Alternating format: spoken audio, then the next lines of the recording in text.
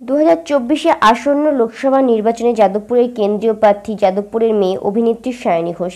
গত বিধানসভা ভোটে আসানসোল থেকে ভোটে দাঁড়িয়েছিলেন সায়নী ঘোষ এবং সেখানে তিনি হেরে গেলেও মুখ্যমন্ত্রী মমতা বন্দ্যোপাধ্যায়ের খুব কাছের একজন হয়ে ওঠেন।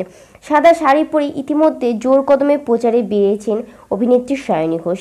তিনি বলেন, লোকসভার উপস্থিত একান্তই জরুরি। আমি ওই রকম মানুষ নই যে প্রচুর শুটিং করছি, সিনেমা করছি, কিন্তু রাজনীতিতে সময় দিইনি। ঘাড়ে চুল এলে অসুবিধা হয়, তাই মাথায় উঁচু করে বাঁধি।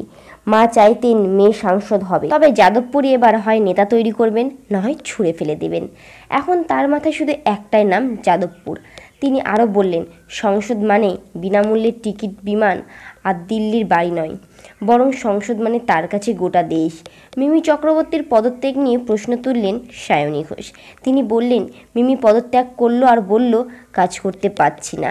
মিমির সমস্যা হচ্ছিল দলের মানুষকে নিয়ে, তাহলে সেটি দলে এসেই বলতে হবে।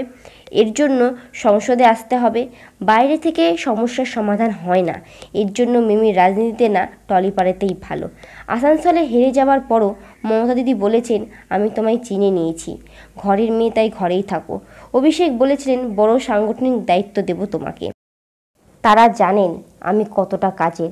সায়নী ঘোষের এই বক্তব্যগুলো সোশ্যাল মিডিয়াতে পুরো হইচই ফেলে দিয়েছে। এবার দেখা যাক ঘরের মেয়ে ঘরের কতটা মান রাখতে পারে এবং কাজ করতে পারে। এরকম ভিডিও পেতে আমাদের চ্যানেলকে অবশ্যই সাবস্ক্রাইব করে নিন। আর যদি ভিডিওটি ভালো লাগে তাহলে একটি লাইক করুন আর কমেন্টে আপনাদের মতামতগুলো আমাকে জানান। ধন্যবাদ।